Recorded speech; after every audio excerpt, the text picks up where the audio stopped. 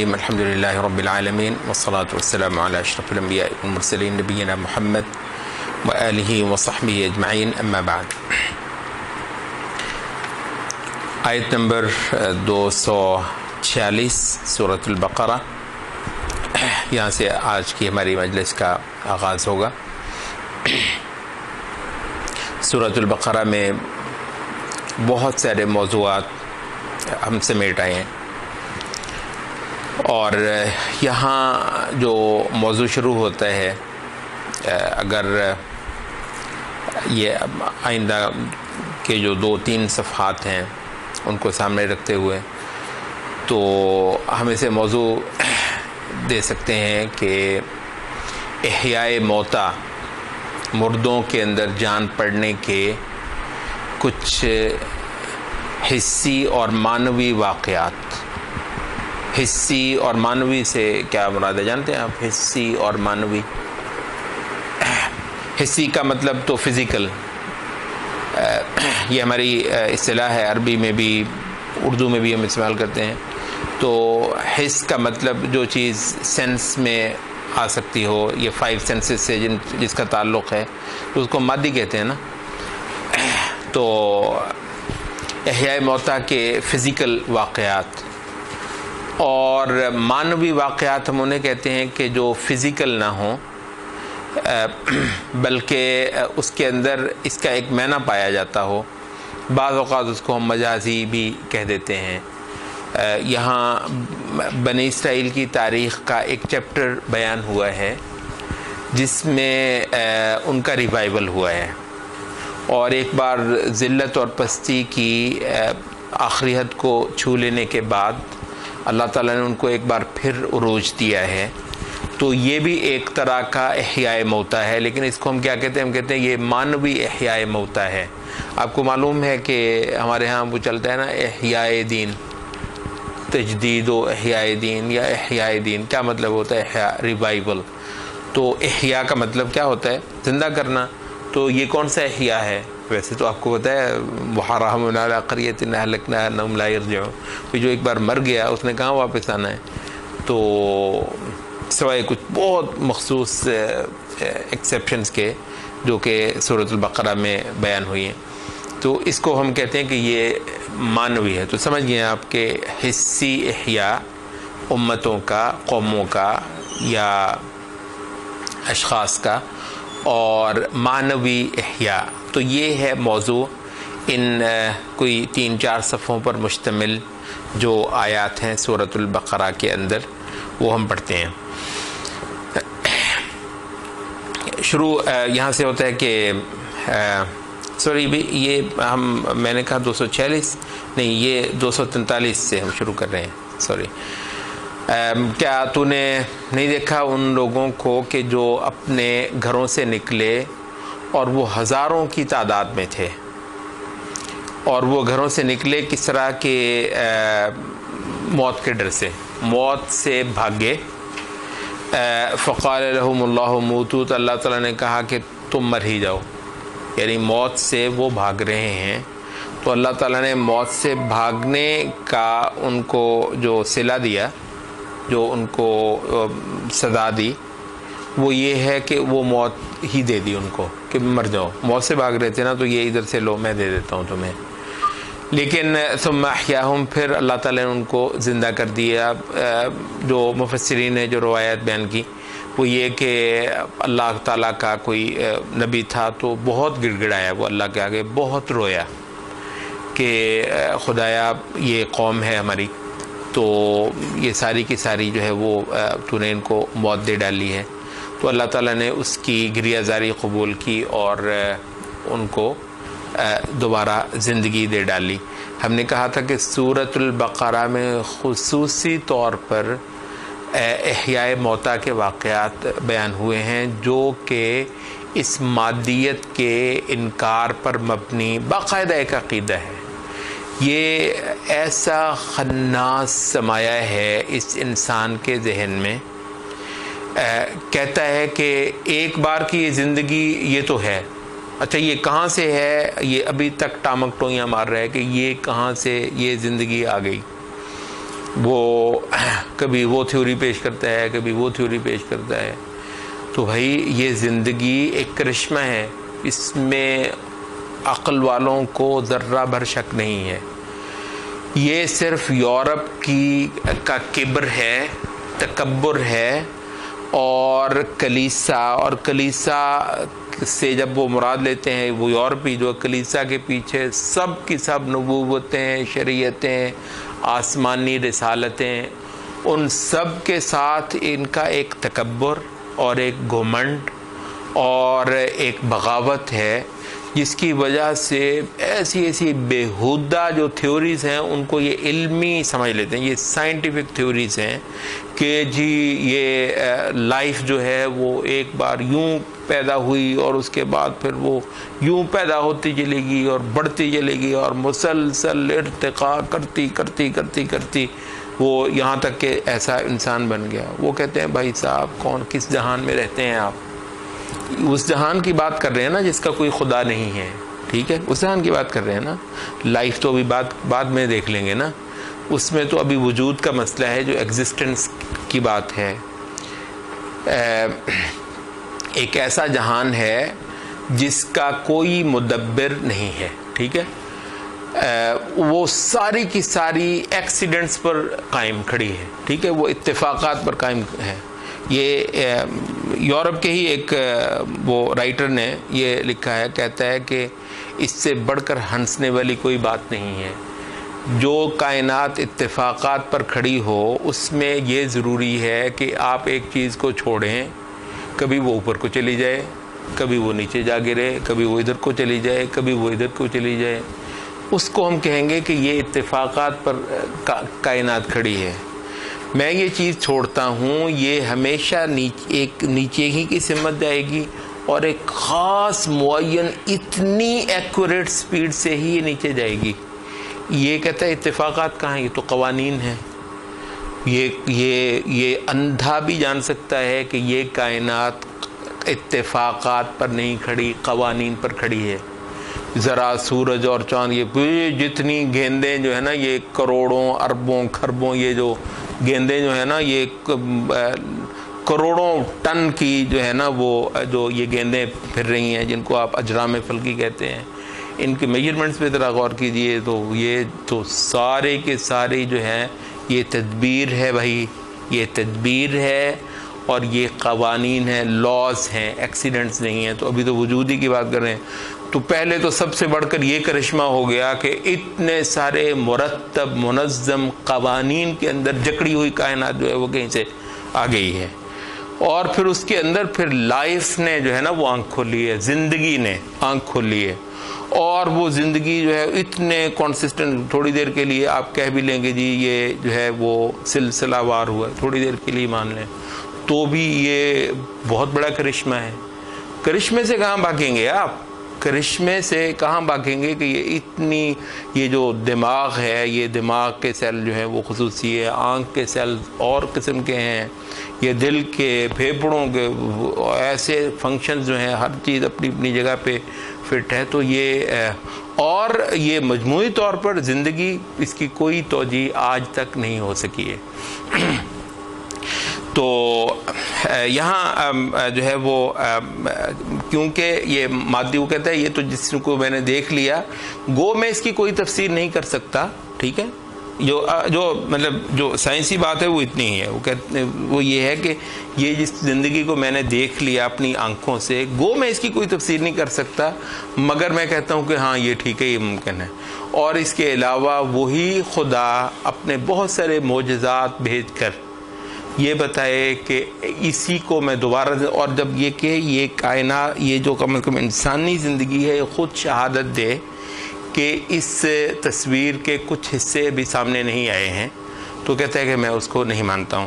تو حیات بعد الموت کا جو عقیدہ ہے بہت بنیادی ہے. آپ کو معلوم ہے کہ اللہ پر ایمان بھی ایک پوائنٹ پر جا کر آخرت پر ایمان پر ہی منحصر ہو جاتا ہے. بھی اگر آخرت نہیں ہے تو پھر کہاں خدا، کہاں دیکھنا ہے؟ کب دیکھنا ہے آپ نے اس خدا کو؟ کب اس کا سامنا ہونا ہے؟ کب جزا، سزا، اعمال، وہ سارا کچھ؟ تو پھر کچھ نہیں ہے. ٹھیک ہے، رسالتیں کس لیے آئی ہیں؟ رسالتیں سب کی سب ایک بڑے دن سے ڈرانے کے لیے آئی ہیں، تو رسالتیں سب کی سب بے معنی ہو جاتی ہیں۔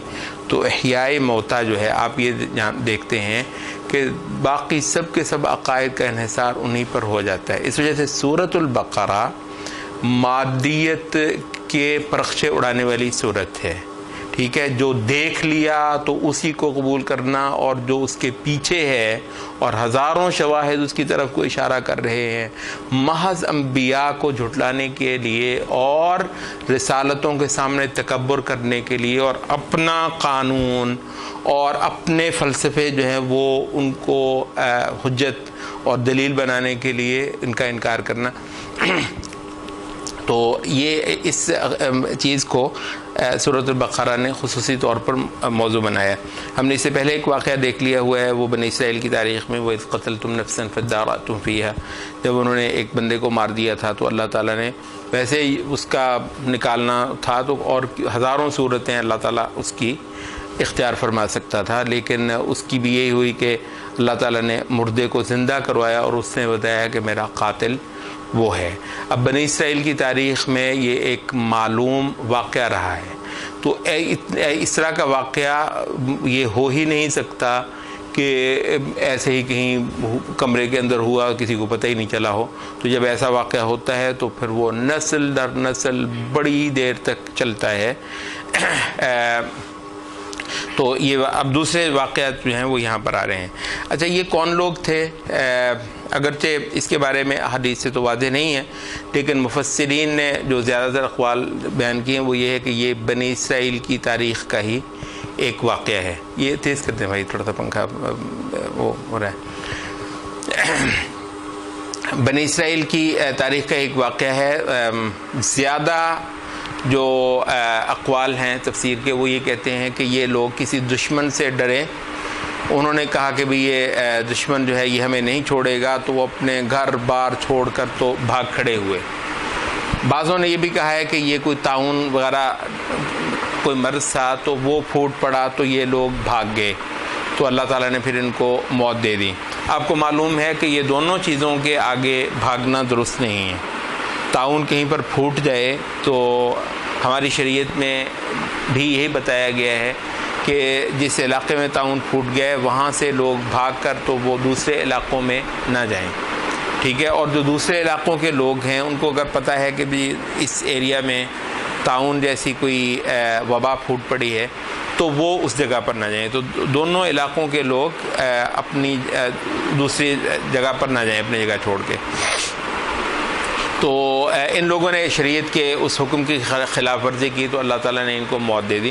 لیکن صحیح تر روایات، صحیح تر جو اقوال ہیں وہ یہ ہیں کہ یہ دشمن کے آگے، آپ کو پتہ ہے یہ رسول اللہ صلی اللہ علیہ وسلم نے اس امت کے بارے میں بھی فرمایا تھا نا کہ ایک وقت آئے گا کہ دشمن اس طرح ٹوٹ پڑے گا اس امت پر جیسے بھوکے لذیذ کھانے کے تھال پر ٹوٹتے ہیں۔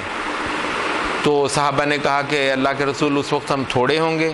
آپ نے فرمایا نہیں، بہت زیادہ ہوگی تمہاری تعداد، مگر تم ایسے ہوگے جیسے خس و خاشاک ہوتے ہیں۔ یہ پھوس جو ہوتا ہے نا سیلاب کی سطح پر، اوپر والی سطح پر پھوس جو ہے نا وہ اکٹھا ہو جاتا ہے، اس کو کہتے ہیں غصہ۔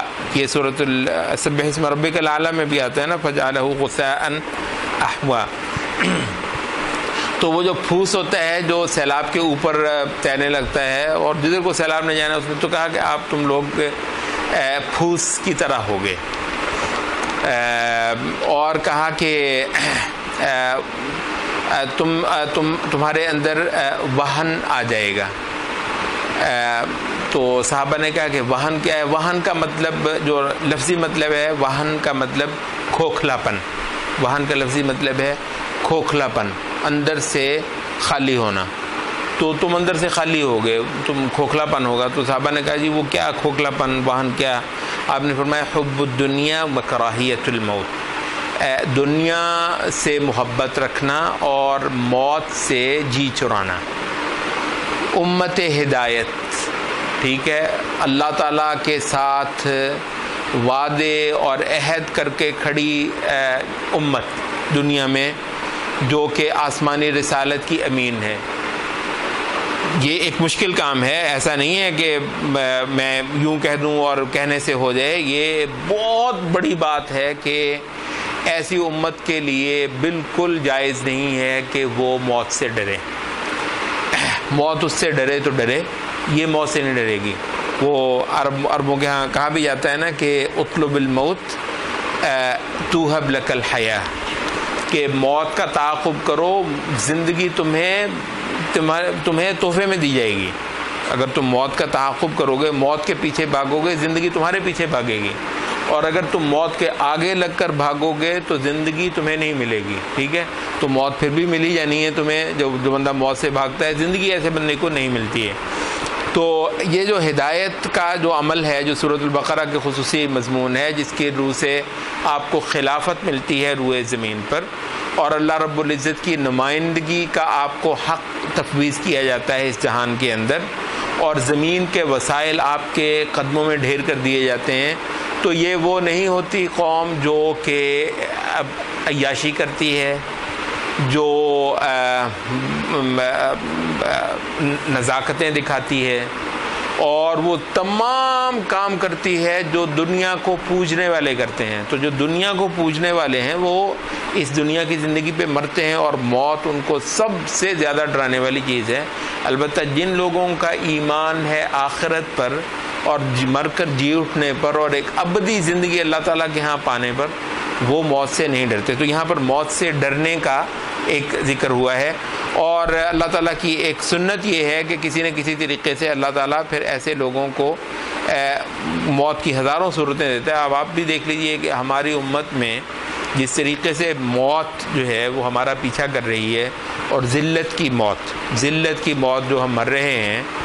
صحابہ تھوڑے سے تھے اور اللہ تعالیٰ نے ان کو وہ عزت اور برتری دی کہ تمام کی تمام قومیں یہ، اور وہ قومیں کوئی ایسی ویسی نہیں تھیں، یہ جناب یہ رومنز، سلطنت روما اور یہ سلطنت فارس جیسی سپر پاور جو ہیں وہ ان کے آگے تھر تھر کانپ رہی تھی.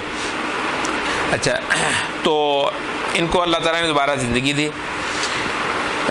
اور فرمایا کہ اللہ تعالیٰ بہت فضل کرنے والا ہے، مگر اکثر لوگ اللہ تعالیٰ کا شکر نہیں کرتے.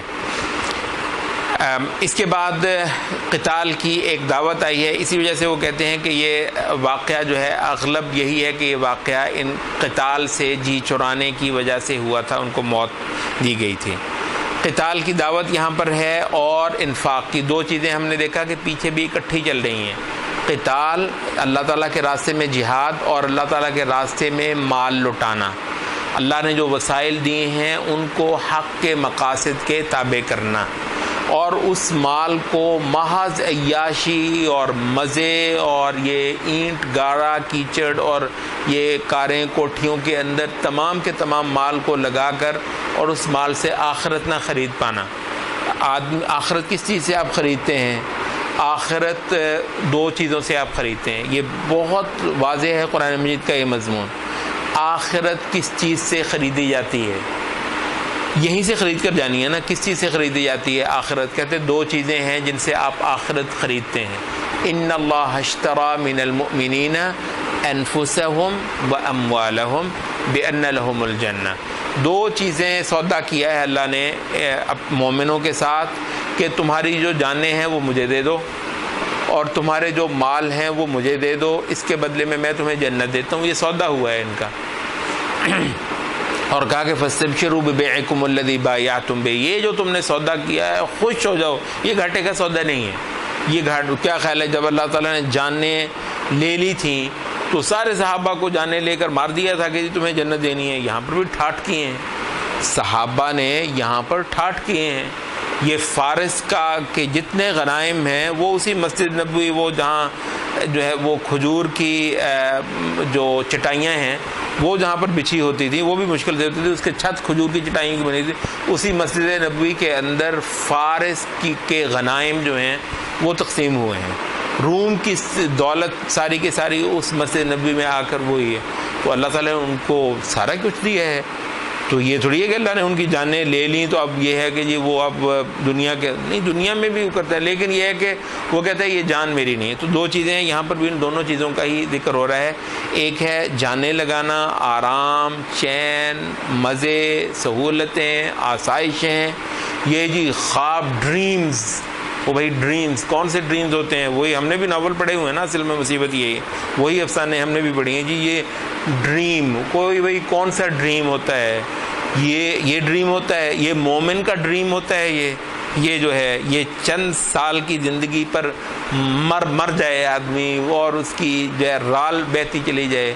او بھائی یہ وہ ہیں جن قوموں کو شعور نہیں ملا ہے آخرت پر ایمان کا، جن کو یہ پیکج نہیں ملا ہے۔ قرآن مجید نے باقاعدہ ایک پیکج دیا ہے جو آخرت کی زندگی ہے، تو اس میں یہ دو چیزیں ساتھ ساتھ چل رہی ہیں۔ تو ایک تو کہا کہ قتال کرو اللہ کے راستے میں، اور دوسرا کہا کہ کون ہے جو اللہ کے راستے میں انفاق کریں اللہ کو۔ اور اس میں خوبصورت پیرا ہے یہاں پر جو بیان ہوا ہے، دو تین جگہوں پر اور بھی یہی اسلوب قرآن مجید میں ہے کہ بھی اللہ تعالیٰ قرض مانگتا ہے تم سے۔ سبحان اللہ، آپ ذرا اندازہ کریں، یعنی جو اعزاز دیا جا رہا ہے، کیوں بھئی ویسے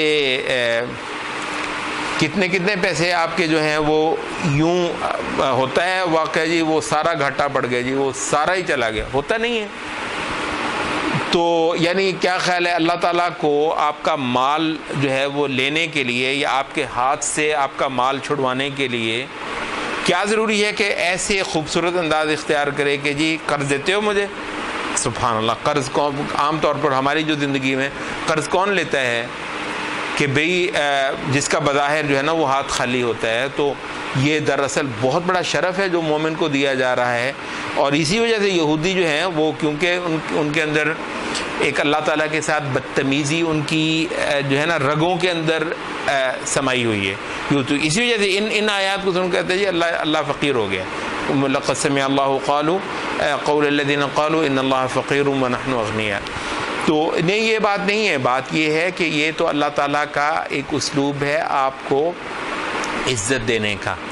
اور جیسے آپ نے دیکھا ہوگا، تھوڑا ذرا اس کو تصور کو قریب کرنے کے لیے، بسا اوقات وہ چھوٹا بچہ ہوتا ہے نا، اس کے پاس کوئی کھلونا ہوتا ہے، کوئی چیز ہوتی ہے، تو بڑے کہتے ہیں مجھے دے دو، لیکن اس کو اس طرح دیتے ہیں کہ بھی واقعتاً وہ اسی کا، حالانکہ انہوں نے لا کر اس کو دیا ہے، ٹھیک ہے، تو اور وہ بچہ بڑے نہیں دوں گا تو وہ ہنس رہے ہوتے ہیں، وہ کر رہے ہوتے ہیں، اور اگر وہ دے دے شاباش، تو مطلب وہ یہ ہے، اس میں پیار ہے نا اصل میں، وہ ہے کیا چکر کیا ہے، مطلب جو دوسرا بندہ دیکھے گا یہودی ٹائپ مینٹیلٹی، وہ کہے گا یار کیا کر رہے ہو، یہ بچہ ہے چھین لو اسے، کھلونا چاہیے نا، اور نہ اس کو کھلونا چاہیے بھائی صاحب، نہ بچے کو کا جی دکھانا اس کا مقصود ہے۔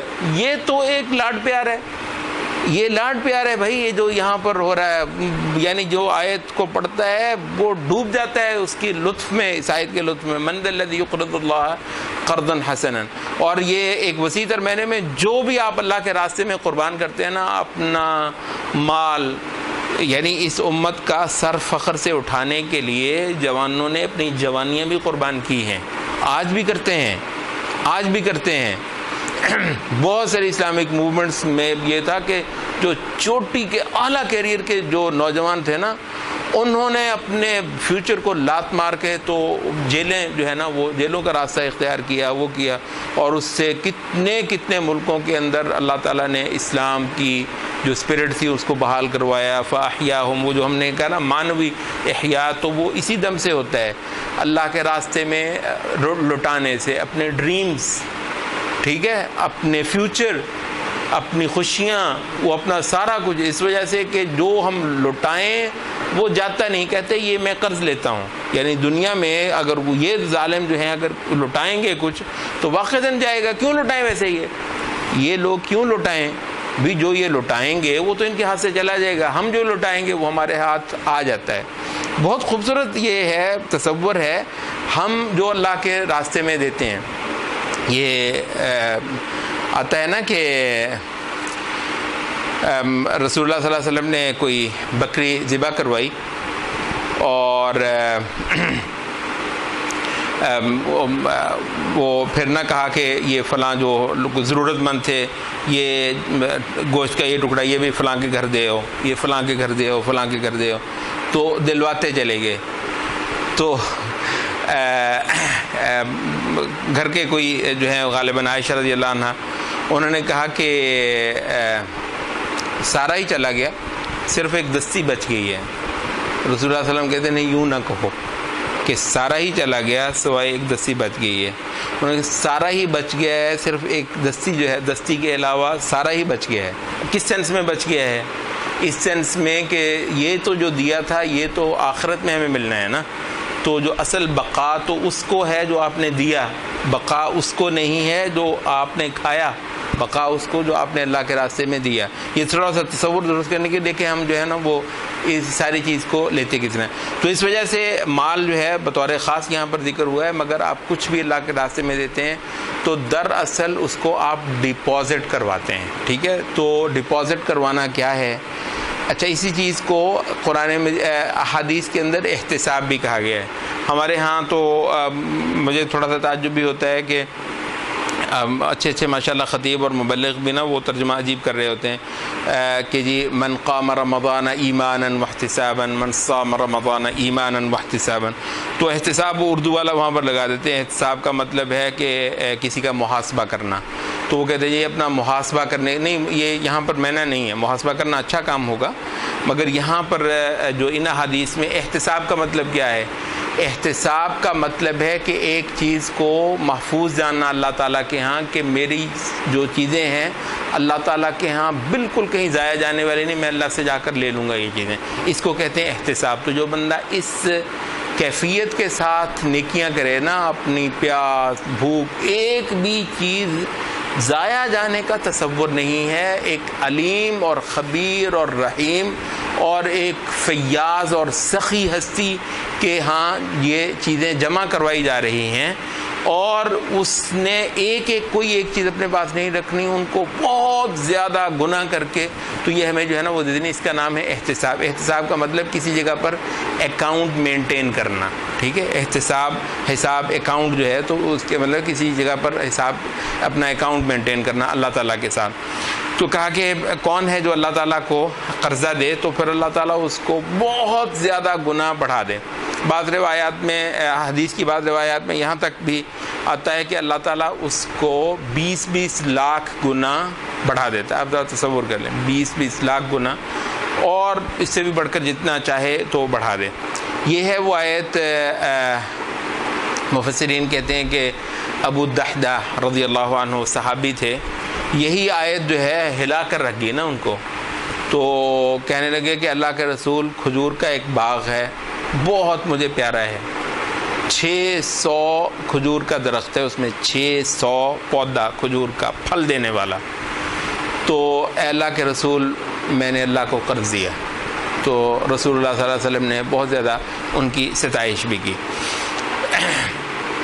اچھا، تو کہا کہ بات یہ ہے کہ جو کسی کو تنگی دینا یا کسی کو کھلا دینا یہ اللہ ہی کا کام ہے نا، تو اللہ تعالیٰ قرض تو مانگ رہا ہے، مگر ایسا تھوڑی ہے کہ جو دیا تھا وہ کسی اور نے دیا تھا، تو دیتا بھی تو تمہیں اللہ تعالیٰ ہے، اور تم اللہ تعالیٰ کو دو گے تو اللہ تعالیٰ پھر بھی ہو سکتا ہے تمہیں بہت دے، تو اللہ تعالیٰ ہی ہے جو تنگی کرنے والا ہے اور فراخی کرنے والا ہے۔ واللہ یقبض ویبسط والیہ ترجعون۔ اور خود تم نے یہاں پر بیٹھے رہنا ہے کیا؟ خود تم نے، یہ میرے اس طریقے سے وہ کر رہے ہیں جی کہ گویا ہم تو یہیں ہوں، تو آپ بھی یہاں پر نہیں ہیں، تو جو آپ بھیج رہے ہیں بس یوں سمجھیے کہ آپ کی وہ چیز ذرا پہلے چلے گی، آپ کچھ دیر بعد میں جانے والے ہیں، یہاں پر تو رہنا نہیں ہے کسی نے بھی۔ اچھا، اس کے بعد وہ بنی اسرائیل کا واقعہ بیان ہونا شروع ہوتا ہے۔ یہ کہتے ہیں کہ اذ قالوا لنبی لہم، یہ نبی ان کا جو ہے ان کا نام تھا سموئیل نبی جو ہے، یا سموئیل جو ہے، وہ بعض شموئیل جو شین کے ساتھ بھی اس کو بولتے ہیں، تو یہ ایک نبی تھے جو حضرت داؤد علیہ السلام سے کچھ پہلے تھے۔ یہ اس کی جو تاریخی جو ہے وہ ترتیب وہ اس طریقے سے ہے کہ بنی اسرائیل کی جو تاریخ ہے وہ آپ کو پتہ ابراہیم علیہ السلام سے چلی، اسحاق علیہ السلام جو ہے یہ شام میں، اور ان کے دوسرے بیٹے اسماعیل علیہ السلام جزیرہ عرب میں، تو اسحاق علیہ السلام کی اولاد زیادہ تھی، ان میں سے ایک سب سے نامور جو ہے وہ یعقوب علیہ السلام تھے، ان کو اللہ تعالیٰ نے 12 بیٹے دیے، تو ان کو ہم بنی اسرائیل کہتے ہیں، اور یعقوب علیہ السلام اور ان کی اولاد کو اللہ تعالیٰ نے خصوصی طور پر فضیلت دی۔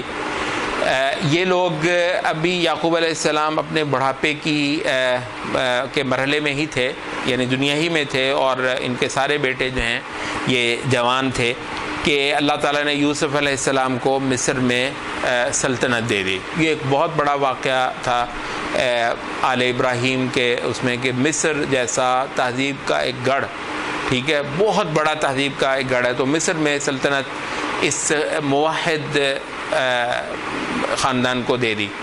تو یہ لوگ مصر منتقل ہو گئے، وہاں ایک لمبا عرصہ وہاں مقیم رہے، تو آخر مصریوں نے کو کیا، اور ان کا جو دین سے دوری ہونے کی وجہ سے آخر انہوں نے ان کو غلام بھی بنایا۔ تو کہاں یہ سردار تھے اور حکمران تھے، اور کہاں اب یہ جوتے کھانے والے مزدور اور غلام، اور ذلت جو ہے، حتیٰ کہ ان کے بچے ذبح ہوتے ہیں ان کے سامنے، اور ان کی بیٹیاں جو ہیں وہ جوان ہوتی ہیں ان کے سامنے، اور ان کو یہ ذلت سہنی پڑتی ہے، اس وجہ سے کہ انہوں نے وہ فریضہ جو آسمانی رسالت جس کو کہتے ہیں، آسمانی مشن کہتے ہیں، جس کا بطور خاص سورۃ البقرہ کے اندر بھی بیان آیا ہے، تو یہ امامت کا جو مطلب انہوں نے جب وہ چھوڑ دیا، تو باوجود اس کے کہ اب تعداد میں یہ بہت زیادہ ہیں، کہاں کتنے تھے، صرف 12 کنبے، صرف 12 کنبے، اور پورے مصر پر اللہ نے حکمرانی دے دی ہوئی ہے۔ یہ تھوڑا سا ذرا اس کا جو ہے نا وہ آپ بنی اسرائیل کی تاریخ، خصوصاً بنی اسرائیل کی تاریخ کا یہ جو چیپٹر ہے، اس کا تھوڑا سا موازنہ آپ انڈیا کے ساتھ ذرا کرتے جائیے۔ مسلم ہند، جانتے ہیں آپ مسلم ہند کو؟ یعنی ہماری تو ایسے استغفر اللہ ہو گیا کہ جیسے ہماری تو ہسٹری جو ہے نا صرف 60 سال 70 سال تک جاتی ہے۔ جی آپ کتنی، آپ کی جو ہے نا وہ قومی عمر کتنی ہے؟ کہتے ہیں جی کتنی، 67 سال، آپ کی قومی عمر 67 سال ہے۔ ظلم ہے بھائی، آپ کی قومی عمر 67 سال ہے، ہماری تو 1400 سال عمر ہے، مطلب ہم تو 1400 سال پہلے وجود میں آئے تھے، ٹھیک ہے۔ تو یہ تو بعد کے یہ جتنے چیپٹر ہیں یہ آنے جانے والے چیپٹر ہیں، اس کی کوئی وہ حیثیت نہیں۔ تو مسلم ہند جس کے ہم بیٹے ہیں، ٹھیک ہے، تو کتنے تھے آپ؟ پورا ہند جو ہے نا، پورے ہند کو آپ نے آگے لگایا ہوا تھا۔ کچھ حیرانگی نہیں ہوتی، تھوڑی سی حیرانی نہیں ہوتی آپ کو؟ پورے ہند کتنے تھے؟ وہ کہتے ہیں جی یار آپ دیکھیں نا، آپ سمجھنے کی کوشش کریں، مسلمان جو ہیں وہ بہت تھوڑے ہیں۔ اچھا، یہ حیرت کی بات یہ کب سے آئی ہیں آپ کی یہ لینگویج میں یہ لفظ میں اقلیت اور اکثریت کے؟ یہ لفظ کہاں سے آئے ہیں؟ یہ بھی تھوڑا سا یہی سوچ لیں، یہ لفظ آپ کی لغت میں کب سے آئے ہیں؟ اقلیت اور اکثریت۔ یار مسلمان جو ہیں یہ نہ کرتے تو کیا کرتے؟ آپ کو پتہ ہے ہندو کتنے ہیں؟ اچھا، کب سے ہندو اتنے ہوئے ہیں؟ ابھی یعنی چند سال پہلے، چند عشرے پہلے ہندو یکدم اتنے زیادہ ہو گئے؟ یا یہ پروپورشن جو ہے، یعنی تعداد کے لحاظ سے مسلمان بڑے ہی ہیں نا، تعداد کے لحاظ سے مسلمان بڑے ہی ہوں گے نا، کچھ کم تو نہیں ہوئے۔ تو وہ اس وقت مسلمان کتنے تھے جب پورے ہند کو انہوں نے آگے لگایا ہوا تھا، اور پورے ہند کے اختیارات اور وسائل ڈھیر تھے ان کے قدموں میں؟ تو وہ کب تھے؟ کتنے تھے؟ آپ کہتے ہیں جی بہت تھوڑے تھے۔ تو اللہ کے بندو تھوڑا سا ڈھونڈنے کی کوشش نہیں کرتے کہ تمہاری عزت، تمہاری سلطنت، تمہاری طاقت، تمہاری برتری کس چیز میں مضمر ہے؟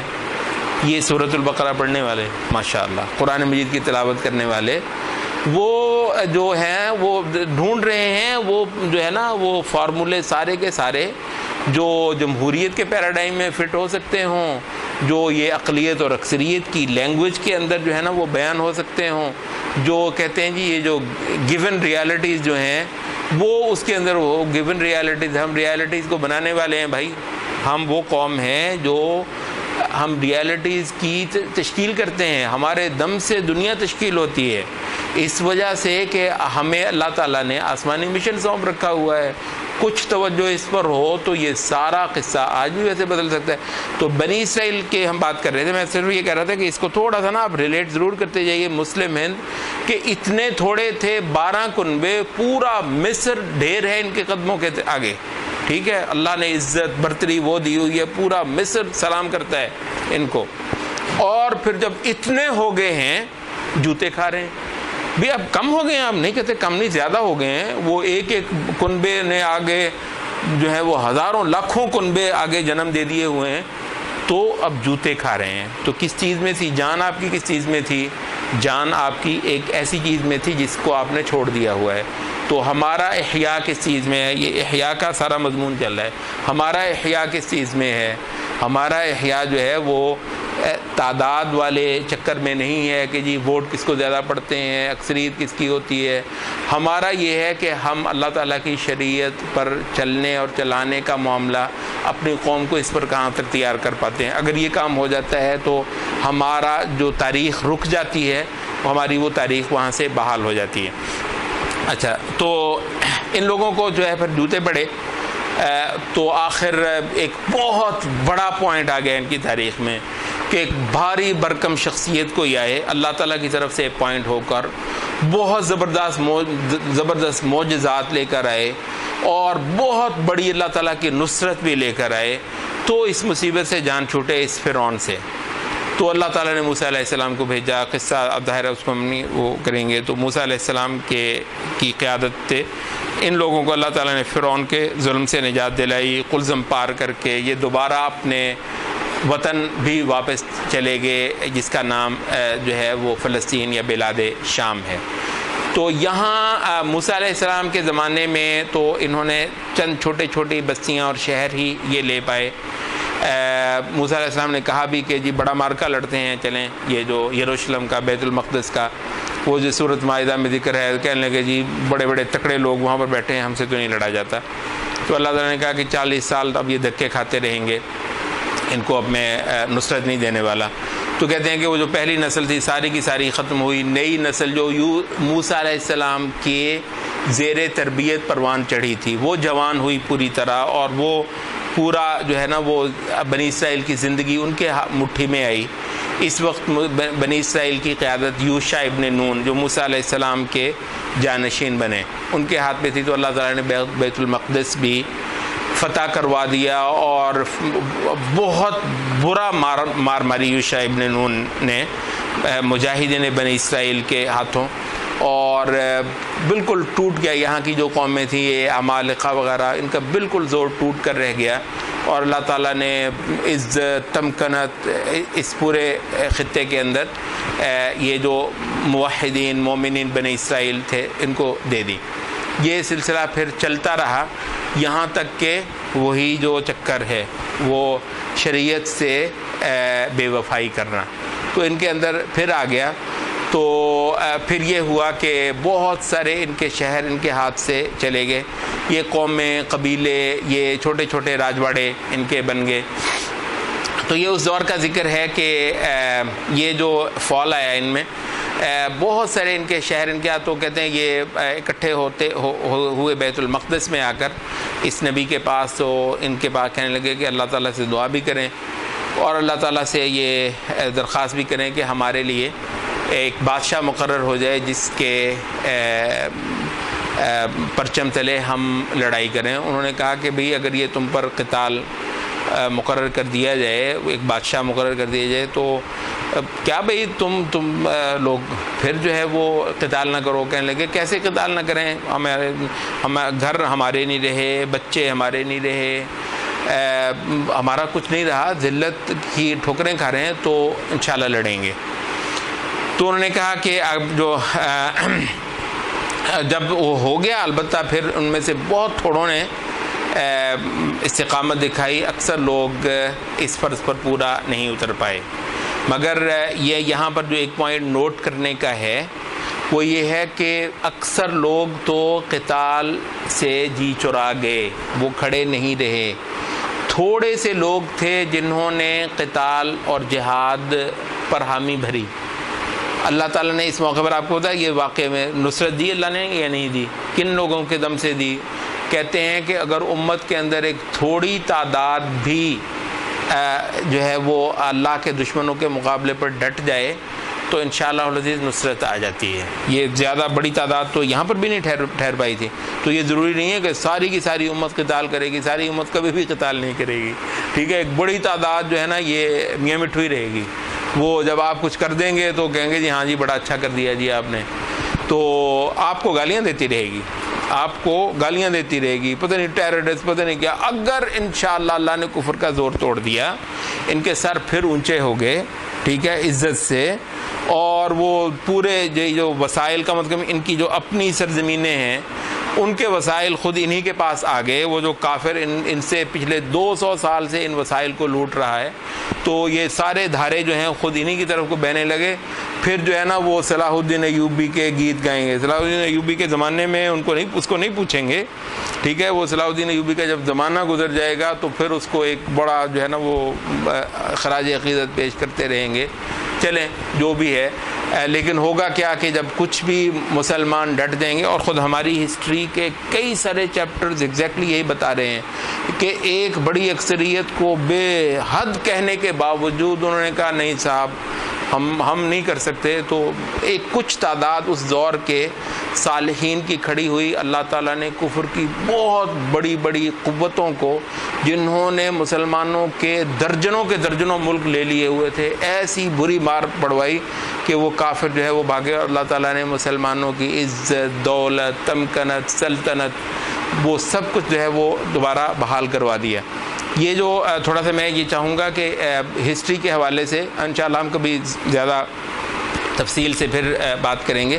یہ ہماری ایک جو نظر ڈیولپ ہو گئی ہے نا کہ جی ہماری تو جتنی عزت برتری تھی، طاقت تھی، قوت تھی، وہ تو جی پہلے صرف ابتدائی 30 سال، اور اس کے بعد تو اندھیرے اور تاریکیاں اور ذلت ہی ذلت. کس نے کہا ہے؟ یہ ہمارے کئی بار جو ہے یہ عروج اور زوال کے ادوار ہمارے اوپر آئے. جیسے بنی اسرائیل کی تاریخ میں بھی متعدد بار یہ چیز اوپر نیچے یہ ہوتا رہا ہے. یہ ایگزیکٹلی ہماری ہسٹری کے اندر بھی ایسا ہی ہوتا رہا ہے. 20 بار ایسا ہوا کہ ہم نیچے گئے، اور 20 بار اللہ تعالیٰ نے ہمیں دوبارہ اوپر اٹھایا، باوجود اس کے کہ خلافت راشدہ واقعتاً پہلے نبی صلی اللہ علیہ وسلم کے بعد ابتدائی 30 سال ہی کی تھی. اچھا، تو یہاں پر وہ ہے کہ وقال لهم نبيهم ان الله قد بعث لكم طالوت ملكا. نبی نے اعلان کر دیا آخر اللہ تعالیٰ کے ہدایات پر کہ بھئی تمہارے لیے طالوت کو نبی مقرر کیا جاتا ہے. مگر یہاں وہی بات ہے، یعنی وہ جو شریعت کے آگے، نبی کی بات کے آگے سبمٹ کرنا، وہ تو گویا انہوں نے سیکھا نہیں ہے. تو کہنے لگے کہ وہ کیسے بھئی، اگر تم نے خود ہی کرنا ہے تو کر لے. ابھی نبی کے پاس آ کر جو وہ رو رہے ہو تو نبی نے کہہ دیا، اب کہہ رہے ہو کہ یہ بندہ کیسے بھئی، یہ تو کسی اونچے خاندان سے نہیں ہے، اور یہ کوئی لمبے جو اس پر کس کے پاس کو بڑا مال دولت نہیں ہے. تو وہ کہتے ہیں مال دولت والا، وہ کہتے ہیں مال دولت سے زیادہ اہم صلاحیت ہے. مال دولت تو آ سکتا ہے، صلاحیت لا سکتے ہیں آپ کہیں سے، یہ بہت اہم یہاں پر ہے. صلاحیت تو آپ نہیں لا سکتے نا، جو بھی آئے گا اس کو مال تو اللہ تعالیٰ دے دے گا کہیں سے. صلاحیت تو بالعموم آدمی ماں کے پیٹ سے ہی لے کر آتا ہے. تو باصلاحیت قیادتوں کو ڈھونڈنا، یہ باقاعدہ یہاں پر ایک سبق ہے. کہا کہ دیکھو اللہ تعالیٰ نے اس کو بہت فراخی، ایک تو اللہ نے اس کو چنا ہے، ٹھیک ہے، تم نے مجھے کہا، اللہ تعالیٰ نے جو ہے مجھے یہ وحی کی ہے، ان اللہ اصطفاہ علیکم، اللہ نے تمہیں اس کو تم پر چنا ہے. اور دوسرا کہا کہ اللہ تعالیٰ نے اس کو بہت فراخی دے رکھی ہوئی ہے علم میں، کہ اللہ نے اس کو بہت حکمت، دانائی، سمجھ اور شریعت کے اندر ایک جو رسوخ ہوتا ہے اللہ نے اس کو وہ دیا ہوا ہے. ایک تو بات یہ ہے، اور دوسرا یہ ہے کہ اس کے پاس جسمانی صلاحیتیں بہت ہیں. بسطاً فی العلم والجسم، جسم کے اندر بھی تو جو عقل اور دانائی ہے یا تو وہ تھی، وہ پہلے بتا دی. دوسرا یہ ہے کہ بہت قوی ہے. تو کہتے ہیں کہ جو لیڈر ہوتا ہے اس کو بہت زیادہ باہمت، قوی اور متمکن ہونا چاہیے، باصلاحیت. اور بادشاہت اللہ جس کو چاہتا ہے اس کو دیتا ہے. اللہ تعالیٰ وسعتوں والا ہے، علم والا ہے. اور کہا کہ پھر صرف اتنا ہی نہیں، نبی نے کہا کہ میں تمہیں یہ بھی بتا دیتا ہوں کہ اس کی بادشاہت کی ایک نشانی بھی آئے گی تمہارے پاس، اور وہ یہ ہے کہ تابوت سکینہ جو ہے سکینت جانتے ہیں، یہ جو جس کے اندر ایک سکون ہوتا ہے، جس سے استقامت ملتی ہے. تو کہتے ہیں یہ جو تابوت سکینت جو ہے، یہ بنی اسرائیل کی تاریخ میں تابوت تھا ایک، جس میں موسیٰ علیہ السلام کے اور ہارون علیہ السلام کے کچھ جو ہے باقیات وہ جمع تھے. بعد نے کہا کہ موسیٰ علیہ السلام کا وہ جو عصا تھا وہ اس کے اندر تھا، ہارون علیہ السلام کے بعض جو ہے نا نشانیاں وہ اس کے اندر تھیں. تو یہ اور یہ بھی آپ کو معلوم ہے کہ انبیاء کی وہ چیزیں جن کو جو ہے وہ ان کا ہاتھ لگا ہو یا ان کے زیر استعمال رہی ہوں، ان اشیاء سے برکت لینا جائز ہے. عقیدہ اہل سنت کی روح سے ان اشیاء سے برکت لینا جائز ہے. کہا جاتا ہے رسول اللہ صلی اللہ علیہ وسلم کی انگوٹھی تھی، تو صحابہ جو ہیں وہ برکت لینے کے لیے اس انگوٹھی کو ہاتھ لگانا جو ہے وہ اپنے لیے باعث خیر سمجھتے تھے. تو یہ انگوٹھی بہت سنبھال کے رکھی گئی تھی، لیکن اللہ تعالیٰ کی کچھ قدرتیں ہوتی ہیں کہ وہ ہمیشہ کے لیے اللہ نے اس کو نہیں. تو وہ کہتے ہیں کہ وہ کسی سے جو ہے وہ کنویں میں گری، اس کے بعد انہوں نے اتنا چھانا وہ کنواں، وہ انگوٹھی نہ ملنی تھی نہ ملی رسول اللہ صلی اللہ علیہ وسلم کی. تو بہرحال تو یہ لوگ جو ہیں اس سے برکت لیا کرتے تھے، اس تابوت جس میں موسیٰ علیہ السلام اور ہارون علیہ السلام کے تو کہتے ہیں جنگوں کے اندر باقاعدہ اس تابوت کو لا کر آگے کیا جاتا تھا. تو اس سے جہاں وہ ہوتا تھا اللہ تعالیٰ ان کے دلوں میں بہت زیادہ جو ہے نا سکینت اور اطمینان کرتا تھا. بڑی بہادری سے یہ لڑتے تھے کہ اس کے ہوتے ہوئے انشاءاللہ اللہ ہمیں شکست نہیں ہونے دے گا. تو ان کو اللہ تعالیٰ بہت تقویت دیتا تھا. تو جب یہ ان کے برے اعمال ہوئے اور سارا کچھ ان کے ہاتھ سے گیا، تو وہ کہتے ہیں کہ دشمن کا ہاتھ اس پر بھی پڑ گیا اور وہ یہ بھی اٹھا کر لے گیا. تو انہوں نے جا کر اپنے بت خانے کے اندر وہ رکھ دیا. اب یہ اس کے بغیر تھے. تو لیکن زمانہ گزرا اس پر. آخر یہ جب احیاء ہوا بنی اسرائیل کا اور طالوت کے زیر پرچم بنی اسرائیل کو اثر نو منظم کروایا گیا. اچھا، تو اس وقت اللہ تعالیٰ نے اس کو بھی واپس لا دیا اور اس کو طالوت کی بادشاہت کی نشانی بھی بنا دیا. اور اس کی صورت کہتے ہیں کہ یوں ہوئی کہ وہ ان کے ہاں طاعون پھیل گیا، وہ کافروں کے ہاں. تو انہوں نے کہا کہ ہو نہ ہو یہ جو بنی اسرائیل کی یہ جو چیز ہے نا، یہ نحوست والی، تو اس کی وجہ سے ہمارے ہاں طاعون پھیلا ہے، تو اس کو نکالو. تو جتنی جلدی ہو اتنی جلدی نکال دو ورنہ مرتے چلے جائیں گے. تو انہوں نے کہتے ہیں بیل گاڑی پر وہ دھرا اور اس کو جو ہے نا اپنی بستی سے نکال دیا کہ بھئی جہاں جانا ہے جو جائیں. تو مفسرین کی جو روایت ہے اس میں یہ ہے کہ فرشتوں نے اس ان بیلوں کو جو ہے وہ ہانک کر تو بنی اسرائیل کی بستیوں میں لے آئے. تو انہوں نے ایک رات صبح اٹھ کر دیکھا کہ وہ ایک بیل گاڑی جو ہے اس پر وہی تابوت جو ہے طالوت کے گھر کے سامنے آ کر رکا ہوا ہے. تو یہ ایک بہت بڑی نشانی تھی کہ یہ شخص جو ہے اللہ تعالیٰ کی طرف سے ان پر اپوائنٹ کیا گیا ہے ایک لیڈر کے طور پر. تو کہا کہ اس میں ایک نشانی ہے تمہارے لیے اگر تم مومن ہو. تو جب اب لشکر بنا، طالوت ان کو لے کر تو روانہ ہو گیا.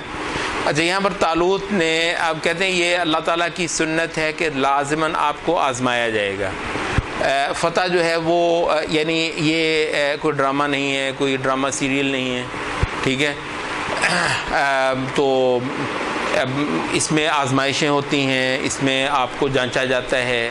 ہو سکتا ہے آپ اس میں فٹ ہوں، ہو سکتا ہے آپ اس میں فٹ نہ ہوں. تو طالوت نے بھی یہاں پر ایک ٹیسٹ رکھ دیا. اس نے کہا کہ بھئی دیکھو میں جا رہا ہوں اور یہ راستے میں ایک دریا پڑے گا. مفسرین کہتے ہیں کہ یہ دریائے اردن بنتا ہے. تو یہ دریا ایک آئے گا، تو جس نے تو اس سے پی لیا نا پانی، وہ تو میرا ساتھ نہیں دے سکے گا.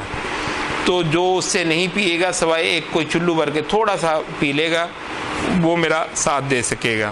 تو کہتے ہیں کہ وہ سبھی پی گئے. ایسے وہ تھے کہ ہمت ہار بیٹھے کہ وہ انہوں نے اس کی ہدایات پر عمل نہیں کیا، سوائے تھوڑوں کے بہت ساروں نے پی لیا. اور جب آگے کچھ چلے تو کہنے لگے کہ بھی لا طاقت لنا اليوم یہ جو جالوت کے سامنے تو ہم تو نہیں لڑ سکتے، اور اس کا تو لشکر اتنا بڑا ہے۔ یہ جو کافروں کی جو فوج تھی ان کا بادشاہ کا نام جالوت تھا۔ یہ طالوت کو یہ جو انگریزی بائبل میں سال بولتے ہیں، سال، اور یہ جالوت کو جولیت بولتے ہیں۔ تو انہوں نے کہا وہ اس کا بہت جو ہے وہ روب تھا، بہت بڑا دبدبہ تھا، ایک بہت متکبر بادشاہ تھا جالوت۔ انہوں نے کہا جالوت، ہم اس کے اتنا اس کا لشکر۔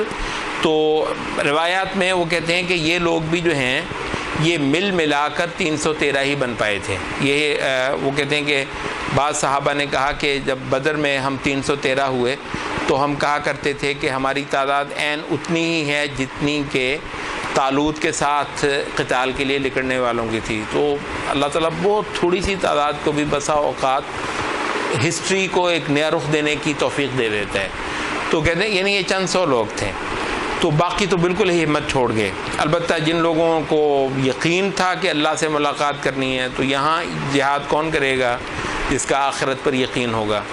تو جن کو اس پر یقین تھا انہوں نے کہا، یہاں پر ایک کمال کا جو ہے وہ قاعدہ بھی بیان کرتے ہیں کہ کتنی ہی بار ہوا ہے کم من فئۃ قلیلۃ، کتنی بار ہوا ہے کہ ایک چھوٹی سی جماعت جو ہے غلبت فئۃ کثیرۃ، بہت بڑے لشکر پر غالب آ گیا باذن اللہ۔ اور اللہ کا اذن بھی تو کوئی چیز ہے یا نہیں ہے؟ یہ سارے اصول تم اپنے مادیت کے ڈالتے رہو گے۔ وہ جی ہتھیاروں کا توازن، ہتھیاروں کا توازن کہاں تھا؟ ہتھیاروں کا توازن جب اللہ نے افغانستان میں رشینز کے خلاف مسلمانوں کو فتح دی، کہاں تھا ہتھیاروں کا توازن؟ کتنے تھے یہ، اور ادھر کتنے تھے، اور کتنی قوت تھی؟ اور اب بھی اس کے بعد جو ہے یہ جو امریکہ آیا ہے اس کے مقابلے پر اللہ تعالیٰ نے امت کے کتنے مجاہد تھے جن کو اللہ تعالیٰ نے سرخرو کیا ہے۔ آج کی ڈیٹ تک کم از کم جو ہے یہ اب دنیا مان رہی ہے کہ جی امریکہ ہارا ہے اور یہ جیت رہے ہیں، دنیا نے مانا ہے کم من فئۃ قلیلۃ۔ لیکن یہ جو ہسٹری ہے یہ محض جو ہے نا، یہ نہ یہ تلاوت کرنے کے لیے، نہ یہ پرانے ادوار کے لیے ہے، یہ آپ کے زمانے کے لیے بھی ہے۔ تو کہا کہ بات یہ ہے کہ واللہ مع الصابرین، جو صبر کرنے والے ہیں نا، ہمت دکھانے والے، ثابت قدمی دکھانے والے، وہی اللہ کی مدد لے کر آتے ہیں، اللہ تعالیٰ کی نصرت معیت۔ تو کہتے ہیں کہ جب یہ بالکل آمنے سامنے ہو گئے جالوت کے اور اس کے لشکروں کے، تو یہاں انہوں نے پھر گڑ گڑا کر دعا کی کہ بہت بڑا ہتھیار ہے مجاہد کا دعا۔ کہا کہ ربنا افرغ علینا صبرا، یا اللہ ہم پر، یہ افرغہ کا مطلب ہوتا ہے بالکل انڈیل دینا، یا اللہ آج تو یعنی بہت ضرورت ہے کہ ہم صابر رہیں، ثابت قدم رہیں۔ صبر کا مطلب جو ہوتا ہے نا وہ یہ نہیں ہے کہ جی جہاں آپ کچھ نہ کر پائیں وہاں پر جو ہے نا وہ کچھ نہ کرنا، اس کو صبر ہمارے یہاں کہا جاتا ہے۔ صبر ایک اقدام ہے، تو ثابت قدمی اور ہمت دکھانا، برداشت کرنا، حق کو نصرت دینے کے لیے، باطل کو بچھاڑنے کے لیے۔ تو یہاں انہوں نے دعا کی کہ یا اللہ آج ہم پر صبر اور استقامت کی خصوصی بارش فرما دے، اور ہمارے قدموں کو مضبوط کر دے، ڈگمگا نہ جائیں، اور ہمیں ان کافر لوگوں پر آج نصرت عطا فرما دے۔ فہزموہم باذن اللہ، تو اللہ کی اذن سے، اللہ تعالیٰ کے حکم سے انہوں نے ان کو پچھاڑ دیا، شکست دے دی۔ اور یہاں یہ ہوا کہ یہ جو لشکر تھا طالوت کا، انہی مجاہدین میں سے ایک بڑا ینگ سا نوجوان جو ہے وہ تھے داؤد علیہ السلام، جو کہ بعد ازاں بنی اسرائیل کی تاریخ کے ایک درخشندہ ستارے جو ہیں وہ بنے۔ اللہ نے ان کو وہ سموئیل کی جو نبوت تھی اس کے بعد ان کو دے دی، ٹھیک ہے، اور طالوت کی جو بادشاہت تھی ان کو دے دی۔ تو 2 in 1 جو ہے یہ داؤد علیہ السلام ہو گئے۔ اس سے پہلے آپ یہ دیکھ رہے ہیں کہ نبی کوئی ہے اور بادشاہ اللہ تعالیٰ کسی اور کو مقرر کرتا ہے، ٹھیک ہے، اور ظاہر نبی جو ہے وہ اس کو شریعت اور ہدایت اور رہنمائی دیتا ہے، البتہ جو قوم کی جو عملی عسکری قیادت ہے وہ یہ کر رہا ہے۔ مگر ان دونوں چیزوں کو اللہ تعالیٰ نے بعد میں داؤد علیہ السلام کے اندر اکٹھا کر دیا۔ تو یہ ایک نوجوان مجاہد جو ہے جس کا نام داؤد ہے، تو اس کو اللہ نے توفیق دی، اس نے ہمت دکھائی، اور سیدھا وہ جو دنیا کا متکبر تھا جالوت، جو ہے اسی کو انہوں نے جا کر مار گرایا۔ کہتے ہیں کہ یہ ان کے پاس ایک گلیل تھی، جانتے ہیں نا گلیل جو ہوتی ہے، تو وہ تھی، اور یہ شروع سے ہی لے کر نا یہ بہت زیادہ جو ہے نا وہ ترکیبیں جاننا، اور جس کو آج کے زمانے میں آپ ٹیکنالوجی کہتے ہیں، تو داؤد علیہ السلام کو خصوصی طور پر اللہ تعالیٰ نے یہ ایک ڈھنگ سکھایا ہوا تھا۔ تو کہتے ہیں انہوں نے نشانہ بازی، کیونکہ ایسی وہ خوبصورت کوئی اسکیم بنائی ہوئی تھی کہ گلیل سے انہوں نے پتھر جو ہے وہ 3 ایسے چن کر مارے کہ وہ اس کے ماتھے پر لگے ایک کے بعد ایک، اور اس سے وہ جالوت جو ہے وہ دم توڑ گیا۔ بس پھر کیا تھا، اس کے بعد اللہ تعالیٰ نے بادشاہت بھی داؤد علیہ السلام کو دے دی، اور حکمت، یہاں حکمت سے مراد نبوت، اور پھر اس کے علاوہ بھی داؤد علیہ السلام کو وہ کچھ سکھایا جو اللہ تعالیٰ چاہتا تھا۔ آپ کو پتہ ہے داؤد علیہ السلام کو خصوصی طور پر یہ زر ہیں، یہ جو آرمر ہوتا ہے، یہ بختر بند جو چیزیں ہوتی ہیں، تو اللہ تعالیٰ نے اس کی پوری ٹیکنالوجی داؤد علیہ السلام کو دی، اور کہا کہ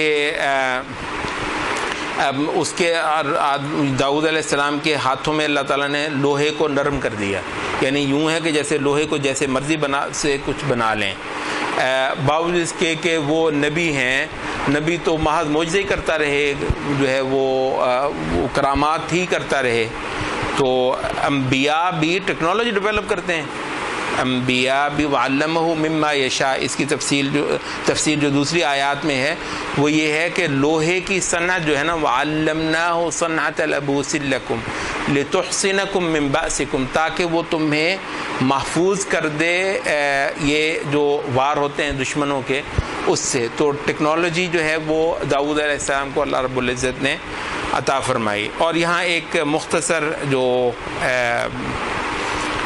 ایک اصول ہے وہ بتایا کہ بھی اگر کہیں تھوڑی تھوڑی مدت کے بعد اللہ تعالیٰ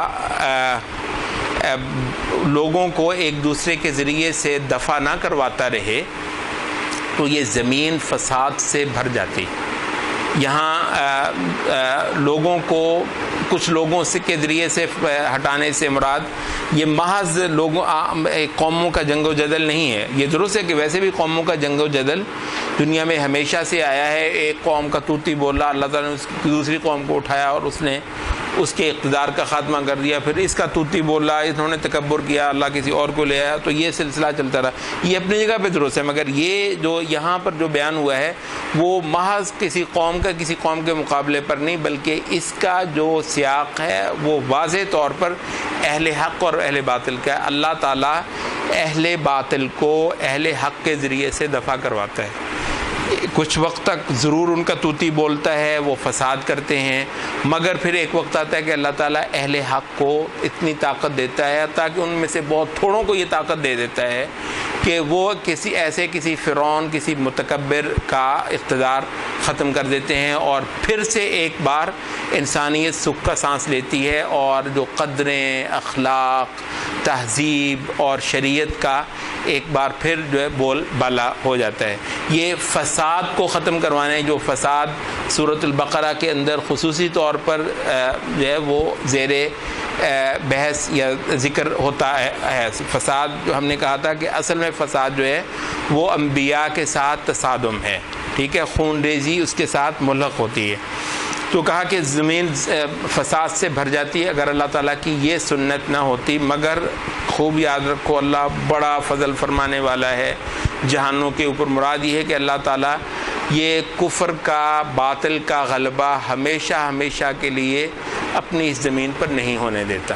اس کی تاریخ شاہد ہے، اور ہماری امت کی تاریخ میں بھی اس کی 20 مثالیں ایسی ملتی ہیں۔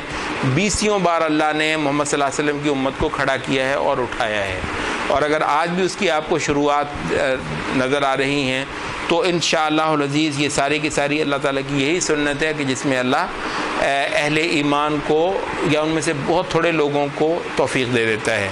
تلک آیات اللہ نتلوہا علیک بالحق، یہ ہیں اللہ تعالیٰ کی آیات جن کی ہم اے نبی تجھ پر تلاوت کرتے ہیں حق کے ساتھ، اور تو یقیناً مرسلین میں سے۔ مراد یہ ہے کہ اتنی دقیق تفصیلات جو تو اب تلاوت کر رہا ہے ہمارے نازل کرنے کی بنیاد پر، اور بنی اسرائیل کی ساری تاریخ جو ہے وہ بھی دیکھ رہے ہیں، سن رہے ہیں. کسی ایک بھی بات کے بارے میں یہ نہیں کہہ پاتے کہ جی یہ تم نے پتہ نہیں کہاں سے بات کر دی، یہ تو ہمارے پاس نہیں ہے.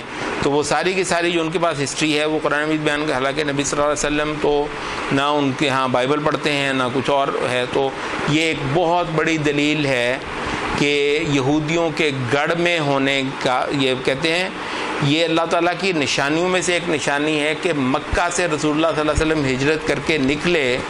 تو ویسے تو جزیرہ عرب میں کسی بھی جگہ اللہ بندوبست کروا سکتا تھا نا نبی صلی اللہ علیہ وسلم کا، مگر رسول اللہ صلی اللہ علیہ وسلم کے لیے اللہ تعالیٰ نے وہ جگہ چنی جو پورے جزیرہ عرب میں یہودیوں کا واحد اور سب سے بڑا گڑھ ہے، مدینہ یثرب میں یہودی بیٹھے ہیں. تو یہ تو کتاب کے بھیدی ہیں، نبوتوں کے بھیدی ہیں. تو اگر استغفر اللہ کوئی ڈھول ہوتا تو یہاں نہ آتا کم از کم وہ، اور یہاں آ جاتا تو یہودی اس کو تو ایک دن میں جو ہے فارغ کر دیتے نا. تو یہودی جو ہیں یہودیوں کے ساتھ ماتھا لگایا، اور یہودیوں کے جو اعلیٰ ترین سچے ترین لوگ ہیں انہوں نے نبی صلی اللہ علیہ وسلم کا کلمہ پڑھا ہے. تو کہا کہ یہ جو تم ان کو ان کی ہسٹری کے یہ چیپٹر سناتے ہو محض ہماری تنزیل سے، تو یہ قیامت تک کے لوگ جان لیں کہ یہ واضح دلیل ہے اس بات پر کہ اے نبی تم رسول ہو، لا محالہ تم رسول ہو، ورنہ تمہارے پاس کوئی ذریعہ نہیں تھا کہ ان آیات ان چیزوں کی تم ان کو تلاوت کر کے دیتے. تو یہ ایک ہسٹری بھی بیان ہو گئی ہے، اس میں سے بہت سارے اسباق بھی آگے ہیں، اور اس ہسٹری کا بیان جو ہے وہ رسول اللہ صلی اللہ علیہ وسلم کی رسالت کا ایک ثبوت اور ایک دلیل بھی قرار دے دی گئی ہے. تو آج ہم اپنی جو مجلس ہے اس پہ ختم کر لیتے ہیں. تو یہی موضوع جو ہے کسی تھوڑے سے اور صورت میں آگے چل رہا ہے. کل انشاءاللہ اس کے بعد ہم اس کا آغاز کریں گے. سبحانک اللہم و بحمدک.